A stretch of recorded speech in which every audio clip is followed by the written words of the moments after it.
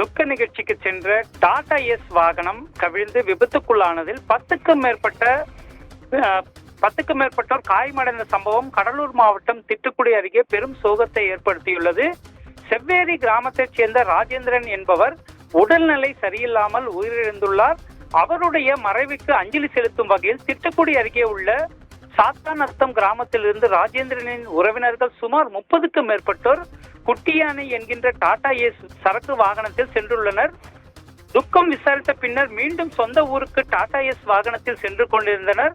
அப்போது செவ்வேரி அருகே ஒரு வளைவில் டாடா ஏஸ் வாகனம் திரும்பும் போது ஓட்டுநரின் கட்டுப்பாட்டை இழந்த சாலையோரத்தில் இருந்த மின் கம்பத்தில் மோதி பள்ளத்தில் கவிழ்ந்து விபத்துக்குள்ளானது. இந்த வாகனத்தில் பயணம் செய்தவர்களில் 10க்கும் மேற்பட்டோர் காயமடைந்துள்ளனர்.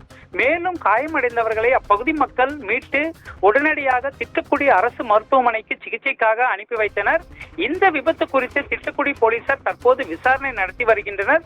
துக்க நிகழ்ச்சிக்கு சென்று மீண்டும் வீடு திரும்பும் போது விபத்து ஏற்பட்டு 10க்கும் மேற்பட்டோர் காயமடைந்த சம்பவம் அப்பகுதியில் பெரும் பரபரப்பை ஏற்படுத்தியுள்ளது.